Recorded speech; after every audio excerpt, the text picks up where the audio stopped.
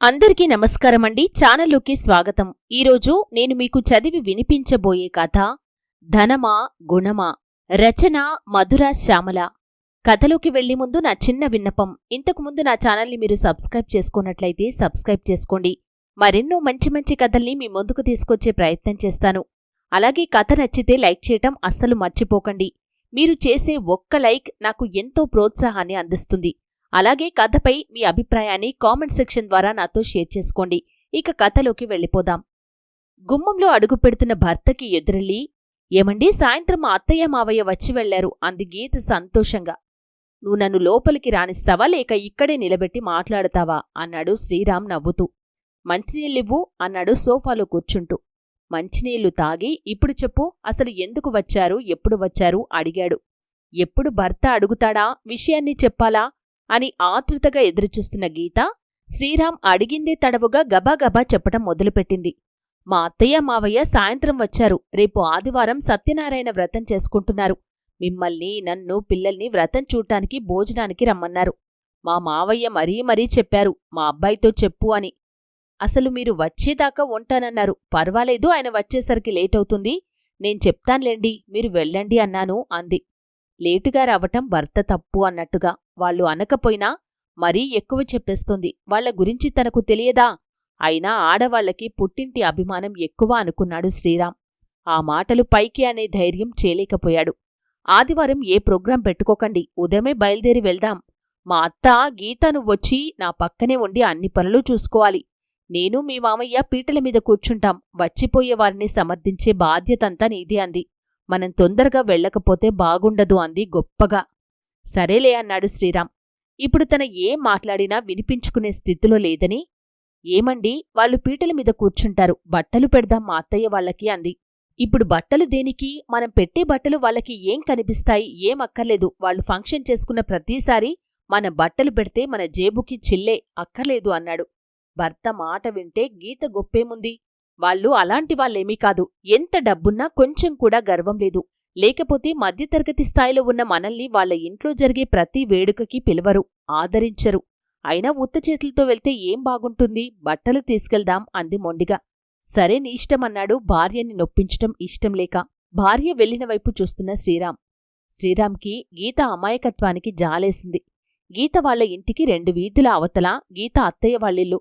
అత్త అంటే సొంత మేనత్తేమీ కాదు. గీత తండ్రికి చెల్లెలి వరుస అవుతుంది. ఆవిడ పేరు కామాక్షి, భర్త సుందర్రావు. సంపన్న కుటుంబం. బిజినెస్ చేసి ఆస్తులు బాగా సంపాదించాడు. వాళ్లకి 2 మగపిల్లలు. ఉద్యోగరీత్యా విదేశాల్లో స్థిరపడ్డారు. ధనవంతులమనే గర్వం వాళ్ల మాటల్లో, చేతల్లో కనిపిస్తూనే ఉంటుంది. ప్రతి పనివాళ్ల చేత చేయించుకోలేరు. నమ్మకమైన మనిషి కావాలి. గీతది కలుపుగోలు స్వభావం. ఎవరితోనైనా వెంటనే కలిసిపోతుంది. అందరూ తన వాళ్లే అనుకుంటుంది. కొంచెం అభిమానంగా మాట్లాడితే చాలు, పొంగిపోతుంది. బంధుప్రీతి కలిగి ఉండటం వల్ల అత్తయ్య మావయ్య అంటూ వాళ్లతో త్వరగానే కలిసిపోయింది. వాళ్ళ అవసరం కోసం గీతని బాగా ఉపయోగించుకుంటారు. వాళ్ళ ఇంట్లో ఏదైనా ఫంక్షన్ జరిగితే గీత తప్పనిసరిగా వెళ్లాల్సిందే. గీత కూడా పనులన్నీ చాకచక్యంగా చక్కబెడుతుంది. అలుపు సులుపు లేకుండా నేర్పుగా చేస్తుంది. ఇంటికి వచ్చి మరీ పిలిచింది అభిమానంతో కాదు, అవసరం ఉండబట్టి. ఇవన్నీ చెప్పినా గీత అర్థం చేసుకోదు. పైగా మీకన్నీ ఇలాంటి ఆలోచనలే అంటూ కొట్టిపారేస్తుంది. ఏదో ఒకరోజు తనంతట తానే తెలుసుకుంటుంది అనుకున్నాడు శ్రీరామ్. మర్నాడు భర్తని ఆఫీస్కి, పిల్లల్ని స్కూల్కి పంపి త్వరగా పనులన్నీ ముగించుకుని బజార్కి వెళ్ళింది. ఖరీదైన గద్వాల్ చీర, పట్టు పంచా కొంది. అప్పుడే ఆఫీస్ నుంచి వచ్చిన భర్తకి కాఫీ ఇచ్చింది. పక్కవాటలో ఉన్న లక్ష్మి, భాస్కర్ వచ్చారు. రండి లోపలికి అంటూ ఆహ్వానించింది. లక్ష్మీ చేతిలో కుంకుమ భరిణి చూసి ఏమిటి విశేషం అడిగింది. ఈ ఆదివారం మేం సత్యనారాయణ వ్రతం చేసుకుంటున్నాము. ఏకాదశి, ఆ రోజు వ్రతం చేసుకుంటే చాలా శుభం అని పురోహితుడు చెప్పారు. అందుకని వ్రతం చేసుకుంటున్నాం. వ్రతం చూడటానికి, భోజనానికి మీరు, అన్నయ్యగారు, పిల్లలు తప్పకుండా రావాలి అంది లక్ష్మి బొట్టు పెడుతూ.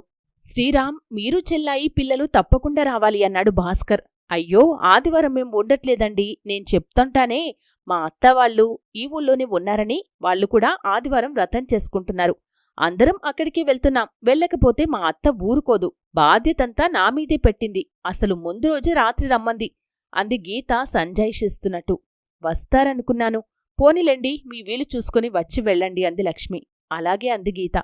తప్పకుండా రండి, మేం వెళ్ళొస్తాం అని చెప్పి వెళ్ళిపోయారు. మర్చిపోయాను. ఉదయం బజార్కు వెళ్లి బట్టలు కొన్నాను, చూపిస్తాను అంటూ తను కొన్న బట్టలు చూపించింది. బట్టలు చూసి శ్రీరామ్కి మతిపోయినంత పనైంది.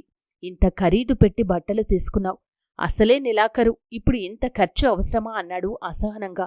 మీరు కొనమంటేనే కదా కొన్నాను, అయినా ఈ మాత్రం రేటు పెట్టందే మంచి చీర రావట్లేదు. మీరు ఓసారి నాతో బజార్కి రండి, రేట్లు ఎలా పెరిగిపోయాయో తెలుస్తుంది.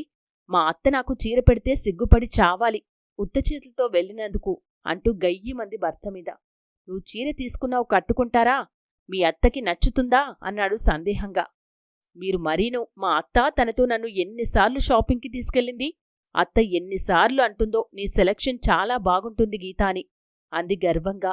మాటలు పెంచటం ఇష్టం లేక మౌనంగా ఉండిపోయాడు శ్రీరామ్. ఆదివారం వచ్చింది. ఆ రోజు ఉదయాన్నే లేచి గబాగబా పనులన్నీ ముగించుకుని పిల్లల్ని తయారుచేసి తాను తయారైపోయింది గీత. ఏమండి, తొందరగా తెమలండి, ఇప్పటికే ఆలస్యం అయిపోయింది. హడావిడి పడుతూ, మీరు వెళ్ళండి, నేను తర్వాత వస్తాను. నాకు అక్కడ ఎవరూ తెలీదు. మీ అత్తయ్య మావయ్య వ్రతంలో ఉంటారు, నువ్వు పనిలో ఉంటావు. ఇప్పట్నుంచి ఏం చేయను, మీరు వెళ్ళండి అన్నాడు. సరే, మీ ఇష్టం, మీతో పెట్టుకుంటే నాకు ఆలస్యమైపోతుంది. నేను పిల్లలు వెళ్తున్నాం, మీరు త్వరగా రండి అంది బయలుదేరుతూ. గీత వెళ్లేసరికి వ్రతం చేయించే పురోహితుడు రాలేదు, అతిథులు రాలేదు. అమ్మయ్యా, వచ్చావా? ఇంకా రాలేదేమిటా అని అనుకుంటున్నాను. ఎక్కడి పనులన్నీ అక్కడే ఉండిపోయాయి. నువ్వచ్చి చేస్తే కాని అవి అయ్యేటట్లు లేవు. నేను పూర్తిగా నీమీద ఆధారపడిపోయాను. కొంచెం పూజకి కావలసిన సామగ్రంతా సిద్ధం చెయ్యి, పురోహితుడు వచ్చే టైం అయింది అంది. సరే అత్త అంటూ పూజకి కావలసిన సామగ్రంతా హాల్లోకి చేర్చింది. అమ్మా, సిద్ధంగా ఉన్నారా? వ్రతం మొదలు పెడతాను అంటూ బ్రహ్మగారు వచ్చారు. వస్తున్నాం, పీటల మీద కూర్చున్నారు కామాక్షి దంపతులు.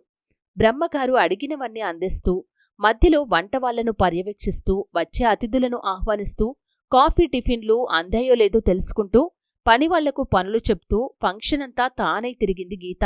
వ్రతకథ మొదలయ్యేసరికి వచ్చాడు శ్రీరామ్. వచ్చావా అన్నట్టు ఒక నవ్వు నవ్వాడు సుందర్రావు. వ్రతం అయిన తర్వాత అతిథుల భోజనాలు, భోజనానంతరం వాళ్లకు ఇచ్చే గిఫ్ట్లు మొదలైన పనులన్నీ కామాక్షి పక్కనే ఉండి తన వంతు సహాయం అందించింది. గీత అందరూ వెళ్లిపోయిన తర్వాత పనివాళ్ల సహాయంతో ఎక్కడి సామాన్లు అక్కడ సర్దించేసింది. మిగిలిపోయిన వంట పదార్థాలు పనివాళ్లందరికీ ఇచ్చేసింది. కామాక్షి సలహా మీద ఇల్లంతా శుభ్రం చేసింది. కామాక్షి అడుగు తీసి అడుగు వేయనక్కర్లేకుండా మొత్తం పనంతా చెక్కబెట్టింది. ఆ ఇంటిని చూస్తే పొద్దున ఫంక్షన్ జరిగిన ఛాయలు కనిపించనంతగా ఇల్లంతా శుభ్రం చేయించింది. పనంతా అయిన తర్వాత ఇక వెళ్ళొస్తామత్తా అంది గీత. చాలా సహాయం చేశావు. నువ్వు లేకపోతే నేను ఈ పనులన్నీ చక్కబెట్టలేను. పనిభారమంతా నీమీద పడిపోయింది అంది కామాక్షి. అదేంటత్తా అలా అంటావు? మన ఇంట్లో మనం చేసుకోకపోతే బయట వాళ్ళు చేస్తారా? నువ్వేమీ అలాంటివి పెట్టుకోకిప్పుడు. ఏ సాయం కావాలన్నా నేను వస్తాను, మొహమాట పడుకో అంది అభిమానంగా. సరేనమ్మా, జాగ్రత్తగా వెళ్ళండి. తర్వాత ఓసారి మా ఇంటికి రా అంది కామాక్షి. ఇంటికి వచ్చిన తర్వాత తాను చేసిన పనుల గురించి, అత్త తనను మెచ్చుకోవటం, పీటల మీద బట్టలు చూసి అత్తా మావయ్య ఎంత సంతోషించారో అంటూ ఒక్కటే చెప్పటం మొదలుపెట్టింది. ఇక ఆపు, మీ అత్త గొప్ప గురించి. నన్ను కనీసం భోజనం చేయమని కాని, భోంచేసావా అని కాని అడగలేదు మీ అత్తయ్య. నీ పనికోసం నిన్ను పిలిచారు, అంతేగాని నీమీద అభిమానంతో కాదు. అతిథిని గౌరవించటం తెలీదు. చీర పెట్టావు, కనీసం బ్లౌజ్ పీస్ అయినా పెట్టారా? నువ్వు మాత్రం వేలకు వేలు పోసి బట్టలు పెట్టావు అన్నాడు వెటకారంగా. ప్రతిదానికి వంకలు పెడతారు, తర్వాత కనిపించమని అంది కదా మా అత్త, అప్పుడు పెడుతుందేమో అంది సమర్థిస్తూ. పక్కింటి వాళ్ళు పిలిచారు కదా, ఓసారి వెళ్ళొస్తే బాగుంటుంది, వెళ్దామా అన్నాడు. అలాగే, మొహం కడుక్కుని వస్తాను అంది. ఇద్దరూ తయారై పక్కింటికి వెళ్లారు. శ్రీరామ్, గీత వెళ్లేసరికి వచ్చిన వారంతా వెళ్లిపోయారు. లక్ష్మి ఇల్లు సర్దుకుంటోంది. వీళ్లను చూసి రండి అంటూ కుర్చీలు వేసింది కూర్చునేందుకు. ఏమండి, అన్నయ్యగారు వాళ్ళు వచ్చారు అంటూ భర్తని పిలిచింది. భాస్కర్ వచ్చి శ్రీరామ్ని పలకరించాడు. వ్రతం బాగా జరిగిందా? అందరూ వచ్చారా అడిగింది గీత. చాలా బాగా జరిగింది. బ్రహ్మగారు పద్ధతిగా జరిపించారు. అందరూ వచ్చారు, మీరు లేని లోటు తప్ప. అంతా బాగా జరిగింది అంది అభిమానంగా లక్ష్మి. వద్దామనుకున్నాను, కాని మా అత్త నన్ను వదల్లేదు. అందరూ వెళ్లిన తర్వాత ఇల్లంతా సర్దించి అన్నీ అత్తకి అప్పగించి వచ్చేసరికి ఈ టైం అయింది. అలసటగా ఉన్నా కూడా వచ్చారు. అదీ సంతోషం, దేవుని చూద్దురుగాని అంటూ లోపలికి తీసుకెళ్ళింది. దేవుడికి దండం పెట్టుకున్న తర్వాత కాసేపు మాట్లాడి ఇక వెళ్ళొస్తాం అంటూ లేచారు. బొట్టు పెడతా అని లోపలికి వెళ్ళింది లక్ష్మి. స్టీల్ ప్లేట్లో జాకెట్ గుడ్డ, పండు తాంబూలం పెట్టి బొట్టు పెట్టి అందించింది గీతకి. ఇవన్నీ ఎందుకండి అంది మొహమాటంగా. అలా అనకండి, ఎక్కువేం కాదు, ముఖ్యులందరికీ ఇవ్వాలనుకున్నాను. ఇవాళ మీకు కుదరకపోతే రేపు నేను వచ్చి ఇద్దామనుకున్నాను అంటూ ఒక స్టీల్ బాక్స్ తీసుకుని వచ్చింది లక్ష్మి. మళ్ళీ ఇదేంటండి అంది. ఏం లేదండి, పులిహోర, బూరెలు, పైన కొంచెం ప్రసాదం పెట్టాను. అంత పనిచేసి మళ్ళీ ఇప్పుడు ఏం వండుకుంటారు? అలసటగా కనిపిస్తున్నారు. ఈ పూటకి రెస్ట్ తీసుకోండి అంది లక్ష్మి. వస్తామని చెప్పి ఇంటికి వచ్చేశారు. ఇంటికి వచ్చి స్నానం చేసి లక్ష్మి ఇచ్చిన టిఫిన్ తిని మజ్జిగ తాగారు. లక్ష్మిగారు ఈ పూట వంట చేసే శ్రమ తప్పించారు అంది భర్తతో. అవును అన్నాడు శ్రీరామ్. స్కూల్ నుండి వచ్చిన పిల్లలకి టిఫిన్ పెట్టింది. వాళ్ళిద్దరూ ఆడుకునేందుకు వెళ్లారు. పని చేసుకుంటున్న గీత దగ్గరికి లక్ష్మి వాళ్ళ అబ్బాయి పరిగెత్తుకుంటూ వచ్చి, ఆంటీ, రవి పడిపోయాడు పరిగెడుతూ. రవికి చాలా దెబ్బ తగిలింది, ఏడుస్తున్నాడు, రండి ఆంటీ అని తల్లికి చెప్పటానికి లోపలికెళ్లాడు. గీత వెళ్లేసరికి రవి మోకాలికి దెబ్బ తగిలి రక్తం వస్తోంది. పడటంలో నేలమీద ఉన్న కంకరరాయి గుచ్చుకుంది. గాయం లోతుగా అయింది. పిల్లలు కూర్చోబెట్టారు. నడవలేకపోతున్నాడు. నొప్పితో రవి ఏడుస్తున్నాడు. గీత రవిని అలా చూసేసరికి ఏం చేయాలో అర్థం కాలేదు. వెనకాలే వచ్చిన లక్ష్మి గీతను చూసి, అలా నిల్చుండిపోయారేమిటి, పదండి అంటూ లక్ష్మి, గీత రవిని జాగ్రత్తగా లేపి చెయ్యి పట్టుకుని ఇంటికి తీసుకువచ్చారు. గాయాన్ని శుభ్రంగా కడిగి ఆయింట్మెంట్ రాసింది లక్ష్మి. గీత, ఓసారి డాక్టర్ దగ్గరికి వెళ్లి ఇంజెక్షన్ చేయిస్తే మంచిది, సెప్టిక్ కాకుండా ఉంటుంది అంది. నేను వచ్చేసరికి లేట్ అవుతుందన్నారు మా వారు. నేను తీసుకెళ్తాను డాక్టర్ దగ్గరికి. లక్ష్మి, మీరు వస్తారా నాతో అంది బేలగా. మనం తీసుకెళ్లే కన్నా మా వారు తొందరగా వచ్చేశారు ఆఫీస్ నుంచి. ఆయన తీసుకెళ్తారు అంది లక్ష్మి. వద్దులేండి, మళ్ళీ మీ వారికి శ్రమెందుకు? మొహమాటంగా ఏం పర్వాలేదు అంటూ భాస్కర్తో రవికి దెబ్బ తగిలిన సంగతి చెప్పింది. రవిని హాస్పిటల్కి తీసుకుని వెళ్లారు. డాక్టర్కి చూపించి తీసుకువచ్చాడు భాస్కర్ రవిని. రవి మోకాలికి కట్టుకట్టారు. సెప్టిక్ అవ్వకుండా ఇంజెక్షన్ ఇచ్చారు. టాబ్లెట్లు ఎలా వాడాలో చెప్పాడు భాస్కర్. రవి ఇంజెక్షన్, టాబ్లెట్ల ప్రభావంతో నిద్రపోతున్నాడు. గీత, నేను వెళ్ళొస్తాను, మళ్ళీ వస్తాం, అవసరమైతే పిలవండి అంది లక్ష్మి. లక్ష్మి, మీరు చాలా సహాయం చేశారు, మీకు చాలా శ్రమిచ్చాను అంది గీత. శ్రమేమీ లేదు, అలా అనుకోకండి. ఇరుగు పొరుగు అన్న తర్వాత ఈమాత్రం సాయం చేసుకోమా అంటూ వెళ్ళిపోయింది. నిద్రపోతున్న రవి దగ్గర దిగాలుగా కూర్చుని ఉంది గీత. శ్రీరామ్ వచ్చాక సంగతంతా వివరంగా చెప్పింది. లక్ష్మి భాస్కర్ చేసిన సాయం గురించి చెప్పింది. వెంటనే వెళ్లి లక్ష్మి, భాస్కర్కి కృతజ్ఞతలు చెప్పాడు శ్రీరామ్. ఉదయం 11 గంటల వేళ కామాక్షి ఫోన్ చేసింది. గీతని బజార్కి వెళ్దాం, వస్తావా అని. రవికి దెబ్బ తగిలిన సంగతి చెప్పి, రవి స్కూల్కి వెళ్లలేదు, తాను రాలేనని చెప్పింది. ప్రతిరోజు లక్ష్మి వచ్చి కాసేపు కూర్చుని వెళ్తోంది. రవిని మీరు చూసుకోండి అంటూ తరచుగా కూరలు, పులుసులు చేసి పంపిస్తోంది. రవి గాయం మూలంగా లక్ష్మీ గీతల మధ్య ఉండే పరిచయం స్నేహంగా మారింది. అన్నయ్య ఎక్కువ పడుకునే ఉండటంతో రేణుకి దిగులుగా ఉంది. గీత కూతుర్ని లక్ష్మీ వాళ్ల ఇంటికి వెళ్లి ఆడుకొమ్మని పంపేది. 2 కుటుంబాల మధ్య సాన్నిహిత్యం ఏర్పడింది. ఒకరోజు పిల్లలు స్కూల్కి వెళ్లిన తర్వాత చాలా రోజులైంది అత్తవాళ్ల ఇంటికి వెళ్లి అనుకుని వెళ్ళింది గీత. కామాక్షి ఇంటికి వెళ్లేసరికి హాల్లో నౌకరు పనిచేసుకుంటున్నాడు. అత్తలేదా అని అడిగింది నౌకరిని. అమ్మగారు పైన ఉన్నారండి, అమ్మగారి స్నేహితురాలు వచ్చారు, పైన గదిలో కూర్చున్నారు అన్నాడు. సరే అయితే నేను మేడపైకి వెళ్తాను అని మేడమీదికి వెళ్ళింది. గీత గదిలోకి వెళ్లబోయిందల్లా తన పేరు వినిపించటంతో గుమ్మం బయటే ఆగిపోయింది. గీతని తీసుకుని వెళ్తాను అంటోంది కామాక్షి. గీత లేకపోతే నీకు ఏ పని జరగదేమో అంటోంది వచ్చినావిడ. పని జరగకపోవడమా, ఇంకేమైనానా? పొగిడితే చాలు పొంగిపోయి నన్ను కూర్చోబెట్టి ఇంటి చాకిరి అంతా చేసేస్తుంది. నువ్వే రావాలి బజార్కి అంటే బజార్కి వచ్చి షాపులన్నీ తిరిగి చీరలు కొనటమే కాదు, బ్యాగ్స్ కూడా తనే మోస్తోంది. మొన్నటికి మొన్న వ్రతం రోజున నువ్వుండాలి గీత అనగానే పొద్దున్న వచ్చి సాయంత్రం దాకా ఉండి మొత్తం పనంతా చక్కబెట్టి వెళ్ళింది.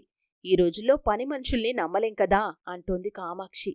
అయితే నీకు నమ్మకమైన పని మనిషి అన్నమాట అంటోంది ఆవిడ. మరి కాక నా సొంత అన్నకూతురు నా ఇంటికి రాదు, అలాంటిది ఎక్కడో దూరపు వరుసకి అన్నకూతుర్ని నేను చేరదీస్తాననుకున్నావా? గీత మాత్రం నన్ను తన సొంత మేనెత్తలాగే ఊహించుకుంటుంది. మొన్న పీటల మీద బట్టలు పెట్టింది. అవన్నీ చూసి నేను కరిగిపోతానని అనుకుంటోంది. అయినా వాళ్ళని ఎంతవరకు ఉపయోగించుకోవాలో అంతవరకే ఉపయోగించుకోవాలి. లేకపోతే డబ్బులు అవసరమైనప్పుడల్లా 10 ఇస్తావా 20 ఇస్తావా అంటూ వెంటపడుతుంటారు. ఒకసారి ఫోన్ చేస్తే అబ్బాయికి ఒంట్లో బాగాలేదంది, మళ్ళీ ఫోన్ చేయలేదు. మందులకి మాకులకి డబ్బులు కావాలంటుందేమోనని అంటోంది కామాక్షి ఈసడింపుగా. ఇక ఆ పై మాటలు వినలేక వచ్చేసింది ఇంటికి. దారి పొడవునా కామాక్షి మాటలు చెవుల్లో గింగురుమంటున్నాయి. మాటలు ఈటెల్లా గుండెల్లో గుచ్చుకుంటున్నాయి. తలంతా దిమ్మెక్కిపోయింది. తన పట్ల ప్రేమతో ఆదరిస్తోంది అనుకుంది కాని తన గురించి ఇంత నీచంగా ఆలోచిస్తుందనుకోలేదు. ఇంటికి ఎలా చేరిందో తెలియలేదు. తలుపులు తాళం తీసి మంచం మీద వాలిపోయింది. తలచుకుంటేనే ఏడుపు పొంగి పొర్లుతోంది. ఏడుస్తూనే నిద్రలోకి జారిపోయింది. ఎంతసేపైందో తెలియలేదు. అమ్మగారు అంటూ పనిమనిషి పిలిచిన పిలుపుకి మెలకువ వచ్చింది. లేచిన వెంటనే అయోమయంగా అనిపించింది. తలనొప్పితో తల పగిలిపోతున్నట్టుగా ఉంది. తలుపులు దగ్గరికి నొక్కి ఉన్నాయి అంటే తను తలుపు గడియ కూడా వేయలేదన్నమాట. అమ్మగారు అంటూ మళ్లీ పిలిచింది. ఆ వస్తున్నా అంటూ ఎర్రబడ్డ కళ్లతో ఉబ్బిన మొహంతో తలుపు తీసిన గీతను చూసి, అదేంటమ్మా అలా ఉన్నారు, ప్రాణం బాలేదా అని అడిగింది పార్వతి ఆదుర్దాగా. అదేం లేదు, కొంచెం తలనొప్పిగా ఉంది, గిన్నెలు వేస్తాను అంటూ లోపలికి వెళ్తున్న గీత దృష్టి పార్వతి చీరమీద పడింది. ఆ చీర తను అత్తకి పెట్టిన చీరలా ఉంది అనుకుని, పార్వతి చీర బాగుంది, ఎక్కడిది అంది అనుమానంగా. ఈ చీర మా అక్కకాడ తీసుకున్నా, మన ఇంటికి కొంత దూరంలో డబ్బుగలోళ్ళ ఇంట్లో పనిచేసేస్తుంది. అక్క ఆ యమ్మ కట్టని చీరల్ని మా అక్కకి రేటుకిస్తాది, డబ్బు జీతంలో తీసుకుంటాది. నిన్న మా అక్క ఇంటికి ఎళ్ళా, ఆడ చీర చూసి తెచ్చుకున్నా, బాగుందా అని అడిగింది సంబరంగా. ఆళ్ళు మీ సుట్టాలేనంట కదా, ఆ ఇంట్లో పూజకి మీరు వెళ్లారంటగా. మా అక్క ఆడ మిమ్మల్ని చూసిందంట, మా అక్క చెప్పింది మీ అమ్మగారు పూజకి వచ్చారని. మీ అక్క పనిచేసే అమ్మగారి పేరు తెలుసా నీకు అంది ఇంకా నమ్మకం కుదరక. తెలుసు, కామాచ్చమ్మగారంట అంది. మనం పెట్టే చీరలు వాళ్లకి కనిపిస్తాయా అన్న భర్త మాటలు గుర్తొచ్చాయి. పార్వతికి గిన్నెలు వేసి పిల్లలు వచ్చే టైం అయిందని పనులు చేసుకుంటోంది గీత అన్యమనస్కంగా. పిల్లలు స్కూల్ నుండి వచ్చారు. వాళ్లకు కావలసిన పనులు చూసి టిఫిన్ పెట్టింది. శ్రీరాం వచ్చాడు. అతనికి మంచినీళ్ళందించింది. మౌనంగా దిగులుగా ఉన్న భార్యను చూసి, ఏమైంది గీత అలా ఉన్నావు అని అడిగాడు. ఏం లేదు అంటూ దాటవేయబోయింది. కాదు, ఏదో అయింది చెప్పు అంటూ భార్య చెయ్యి పట్టుకుని సోఫాలో కూర్చోబెట్టాడు. భర్త అడిగేసరికి గీతకి ఉదయం జరిగిన సంఘటన గుర్తొచ్చి కళ్లనీళ్లు తిరిగాయి. కన్నీరు కారుస్తూ ఉదయం తాను కామాక్షి ఇంటికి వెళ్లటం, అక్కడ ఆవిడ స్నేహితురాలు మాట్లాడుకున్న మాటల గురించి, పార్వతి వాళ్ళ అక్క దగ్గర ఉన్న చీర గురించి చెప్పి ఏడ్చింది. భార్య చెప్పిన మాటలు విన్న శ్రీరాం ఒక్క నిమిషం ఏమీ మాట్లాడలేకపోయాడు. ఏడుస్తున్న భార్యను చూసి అతని హృదయం జాలితో ద్రవించిపోయింది. భార్య కళ్ళు తుడుస్తూ, పిచ్చిదానా, అందుకు బాధపడుతున్నావా? నువ్వు కాదు బాధపడవలసింది, మీ అత్త బాధపడాలి. ఎందుకంటే నిష్కల్మషంగా అభిమానించి అవసరానికి సహాయపడే నిన్ను దూరం చేసుకుంది. వాళ్ళు డబ్బుల్ని తప్ప మనిషిని, మనసుని ప్రేమించలేరు. మీ అత్త ఇల్లు విశాలం, కాని మనసులు ఇరుకు. మన ఇల్లు ఇరుకైనా మనసులు విశాలం. ఎదుటివాడికి సహాయపడే గుణం, నిష్కల్మషంగా నిస్వార్థంగా ప్రేమించే తత్వంగల మనం మీ అత్తకంటే గొప్పవాళ్లం. వియ్యానికైనా కయ్యానికైనా సమవుజ్జి కావాలంటారు. మనకన్నా బలవంతులతో చెలిమి మనల్ని బలహీనుల్ని చేస్తుంది. వాళ్లకి తమ మాటకి ఎదురు చెప్పని, తమ చెప్పుచేతల్లో ఉండే మనిషి కావాలి. నిన్ను అలాగే ఉపయోగించుకున్నారు. ఆ రోజున నువ్వు అంత శ్రమపడి మీ అత్తకి ఎంతో సాయం చేశావు. నీ ఎదురుగా మెచ్చుకొని నీ వెనకాల ఎలా మాట్లాడారో చూశావా? పక్కింటి లక్ష్మిగారు మనం సాయంత్రం వెళ్ళినా మనం రావటమే సంతోషమన్నారు. పైగా నువ్వు ఆ రోజు రాలేకపోతే మర్నాడు ఆవిడ మన ఇంటికి వచ్చి తాంబూలం ఇద్దామనుకున్నారు. నీ అలసటను గుర్తించి రాత్రిను వంట చేయక్కర్లేకుండా టిఫిన్స్ ఇచ్చారు.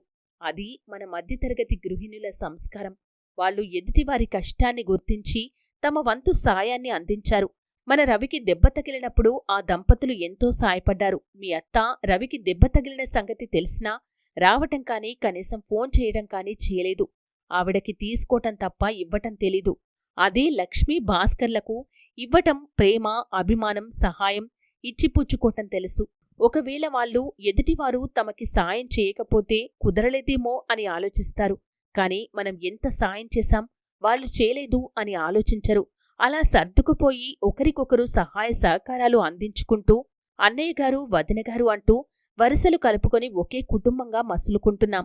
ఆర్థికంగా మనది మధ్యతరగతి స్థాయి. మానవత్వం గుణాలలో మనది ఉన్నత స్థాయి. అనవసరంగా బాధపడకు. ఇప్పటికైనా ఆవిడ తత్వం తెలిసినందుకు సంతోషించు అన్నాడు. భర్త చెప్పిన ఓదార్పు మాటలకు ఊరట చెందింది. ఫోన్ మోగింది. ఫోన్ చేసింది కామాక్షి. హలో గీతా, మధ్యాహ్నం వచ్చావటగదా? నాకు నౌకర్ చెప్పాడు. పైన తలనొప్పిగా ఉందని పడుకున్నాను. పైకి రాకుండా వెళ్ళిపోయావా? రేపు మధ్యాహ్నం బజార్కి వస్తావా? చీరలు కావాలి. ఏంటో నువ్వు సెలెక్ట్ చేస్తే కాని చీరలు నాకు నచ్చవు అంది. తేనె పూసిన కత్తిలాగా మనసులో కుళ్ళు దాచుకుని పైకి ఎంత తీయగా మాట్లాడుతున్న ఆమెను చూస్తే కంపరం కలిగింది. నేను రాలేనత్తా, నాకు కుదర్దు అంది. ఖచ్చితంగా. ఏం, ఎందుకని అని అడిగింది. ఎందుకంటే నా స్థితి ఏంటో నేను తెలుసుకున్నాను. పెద్దలంటారు అపాత్రదానం చేయకూడదు. పాత్రత ఎరిగి దానం చెయ్యాలి. నా ప్రేమని, అభిమానాన్ని, సేవలను అర్హతలేని నీకు అపాత్రదానం చేశాను. నువ్వు డబ్బు విలువ మాత్రమే తెలిసిన దానివి. మనిషి విలువ, మనసు విలువ నీకు తెలియదు. ఈ డబ్బు చూసి నేను నీకు సేవ చేయలేదు. నా బంధువు అని చేశాను. నువ్వు నా సొంతం మేనత్తవా లేక దూరపు అత్తవా అని నేను ఆలోచించలేదు. నువ్వు నన్ను అభిమానంతో కాకుండా స్వార్థంతో పిలుస్తున్నావని అర్థం చేసుకోలేకపోయాను. మధ్యాహ్నం నీ మాటలు నన్ను కళ్ళు తెరుచుకునేలా చేశాయి. అదేంటంటే నా అభిమానాన్ని పొందే అర్హత నీకు లేదని, సాటి వ్యక్తిని మనిషిగా ఆదరించటంలో మేము మీకన్నా ధనికులం అని, డబ్బు సంపాదించుకోవచ్చు, మనకోసం ఆరాటపడి మనని అభిమానించే మనుషులని పొందటం చాలా కష్టం.